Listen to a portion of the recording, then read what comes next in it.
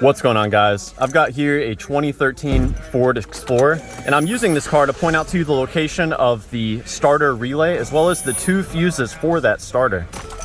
Now, moving on, before I get into the electrical system, I just want to briefly mention, if your engine does not turn over, one of the first things that you can try to do is put your transmission in neutral and see if the engine turns over with the vehicle in neutral. These cars have a safety device that will not allow you to turn the engine over unless you're either in park or neutral. And if that switch fails, then sometimes it will not recognize that you're in park. So moving on from that, we're gonna head under the hood. This is where we'll find the starter fuse as well as the starter relay. So we've got a fuse box here. We open this up by squeezing these two tabs and lifting up.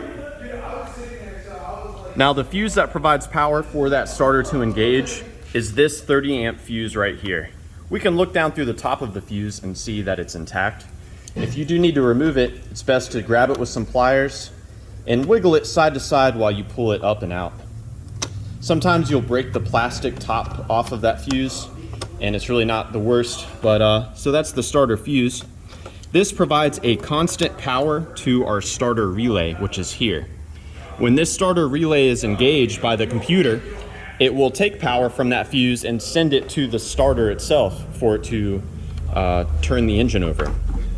My favorite way to troubleshoot the starter relay is to have an assistant inside the car trying to start it. While they're doing that, I'll come here and I'll actually tap on that relay.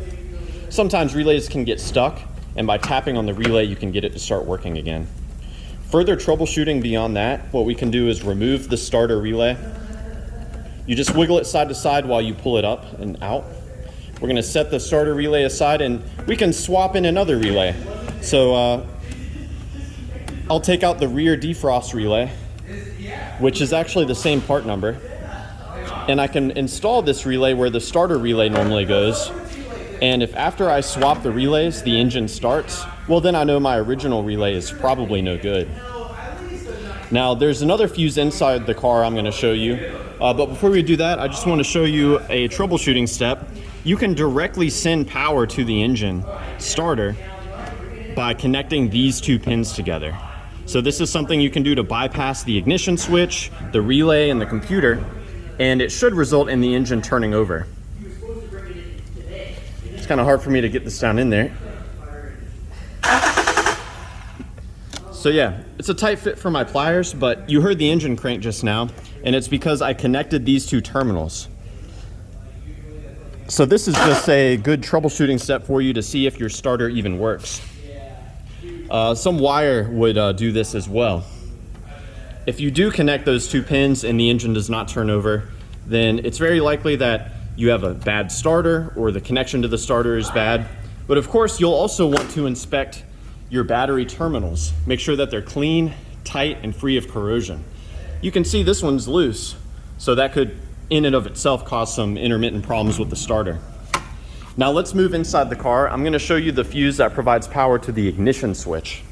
So this one is a bit more difficult to access, and I actually have another more in-depth video about what to remove in order to gain access to the interior fuse box. Basically, there's this cover here that you have to get out of the way. It's held on with two 7mm like sheet metal screws that go here, and then the cover pops down, revealing our internal fuse box. So here's our fuse box inside the car. And the fuse in here that provides power to the ignition switch is fuse 28. And you can see there is a fuse puller on the back of the cover that may be useful for you. I'll go ahead and identify fuse 28 for you. It's gonna be this blue 15 amp fuse right up in here. So I'm pointing my finger at it there. That's the fuse you'll want to inspect if your ignition switch is seemingly having no effect. So this one right here. So yeah, I hope that this information has been helpful for you, or at the very least a good starting point in troubleshooting the starter on your Ford Explorer. Please do let me know down below if you have any questions or advice, and thanks for watching.